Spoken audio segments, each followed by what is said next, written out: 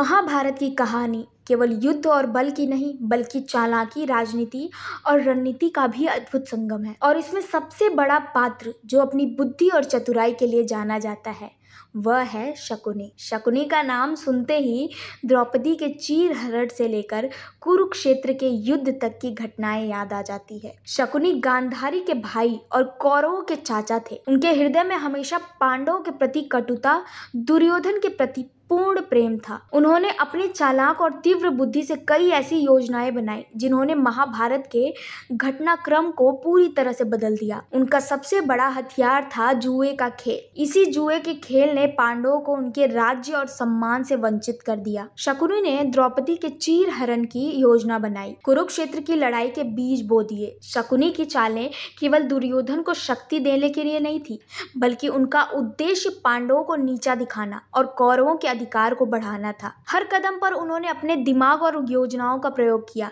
चाहे वह जुए का खेल हो, पांडवों के वनवास की योजना हो या अभिमन्यु के अंत की चाल। शकुनी हर बार अपनी सूझबूझ और चालाकी से निर्णायक भूमिका निभाते रहे। लेकिन यह भी महाभारत का संदेश है कि छल और कपट का अंत कभी अच्छा नहीं होता। शकुनी की चालों ने युद्ध का मार्ग प्रशस्त किया, लेकिन अंततः न्याय और धर्म की जीत हुई। कुरुक्षेत्र में पांडवों और उनके समर्थकों ने अपनी वीरता और सिद्धांतों के बल पर कौरवों को पराजित किया। शकुनी की बुद्धि और चतुराई ने युद्ध को रोचक और निर्णायक बनाया, लेकिन धर्म और सत्य की शक्ति के सामने उसकी सारी चालें विफल हो गई। शकुनी की कहानी हमें यह भी सिखाती है कि चाहे कोई कितना भी बुद्धिमान और चालाक क्यों ना हो, अगर उसका उद्देश्य अन्याय और छल पर आधारित हो तो अंत में उसका परिणाम हमेशा असफलता और विनाश होता है। महाभारत की यह कथा हमें रणनीति, सोच और नीति का महत्व दिखाती है, लेकिन साथ ही यह भी बताती है कि धर्म और सत्य की विजय अवश्य होती है। इस प्रकार शकुनी की चालें